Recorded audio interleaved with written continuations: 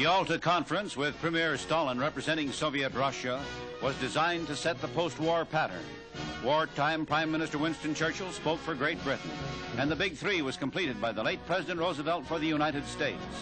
Nazi Germany was collapsing in defeat, and at Yalta the victors planned for peace to come. Soviet Russia gained large concessions and gave pledges in return. Then later at San Francisco, the United Nations was formed, signing for us American Secretary of State Stettinius in the presence of President Truman. High hopes of a world organized for peace. For Soviet Russia, Gromyko, though the Soviets insisted on a big power veto. Russian adherence to the United Nations was applauded, and President Truman, addressing the conference, expressed the American view.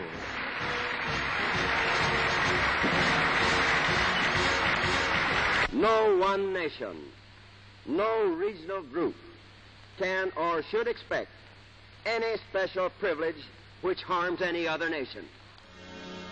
The Polish election was a test. The Soviets pledged a free democratic election in Poland. There was wrangling and delay, and when the election was finally held, it was a totalitarian affair staged by a Red dictatorship. Red Marshal Tito established a communist dictatorship in Yugoslavia. Unarmed American transport planes were shot down by Tito's fighter planes. An international crisis. Yugoslavia, an example of communist despotism behind the Iron Curtain. Riots in Trieste, which great seaport Yugoslavia claimed from Italy. An early violent trouble spot in the post-war picture. In Greece, a more dangerous crisis. Civil war developed. Greek government troops trying to suppress red guerrilla bands, aided by Soviet satellite countries Yugoslavia, Albania, Bulgaria, bringing about the Truman policy of aiding Greece and Turkey too against red aggression. Hungarian Premier Nagy, whose democratic government was overthrown by the communists, a culminating violation of Soviet pledges of democratic liberties. The exiled premier's son was held as a hostage. In the United Nations, a series of crises, proceedings under the threat of Soviet obstruction.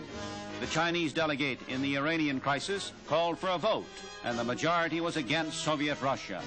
This majority verdict by the Security Council of the World Organization was rejected by the Soviet delegate.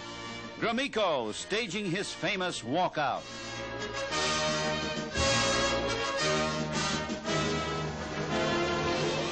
This scene was a starter for continuing drama of Soviet obstruction, which featured the veto.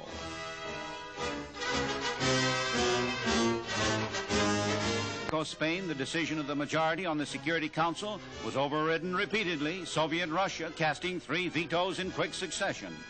Later, the question of a Balkan investigation was to bring the number of a total up to 11.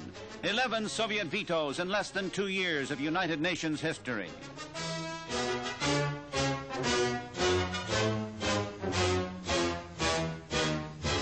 The all-important problem, the atomic bomb, and Special American Delegate Baruch presented the American proposal for outlawing atomic warfare.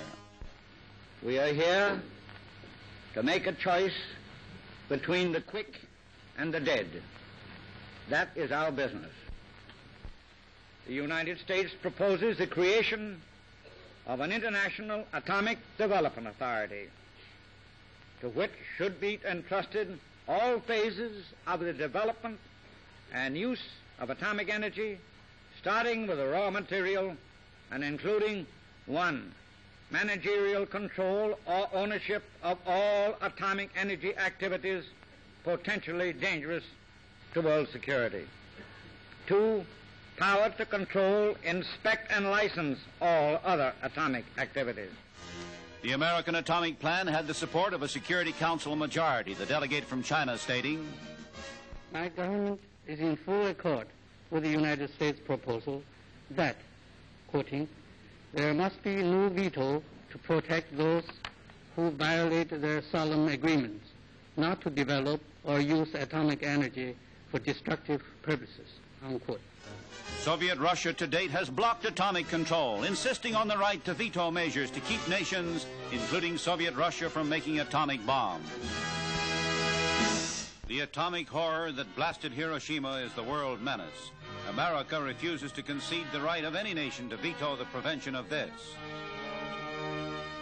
Moscow Conference of the Foreign Ministers of the Big Four. American Secretary of State Marshall and Soviet Foreign Minister Molotov at the parley that failed. Foreign Secretary Bevin of Britain. This was an attempt to draft German and Austrian peace treaties. It ended in a deadlock between the Western democracies and the Soviet East. Returning home, Secretary Marshall declared, "The recovery of Europe has been far slower than had been expected. Disintegrating forces are becoming evident. The patient is sinking, while the doctors deliberate." The shattered wreckage of conquered Germany is a graphic symbol of the desperate need of reconstruction in post-war Europe, disorganization everywhere, and the menace of famine. The humanitarian aspect is urgent, and the widespread misery of people has a dangerous political meaning. In many parts of Europe, there have been outbreaks of looting, like the plundering of coal. There's a peril of chaos in the democratic nations of Western Europe.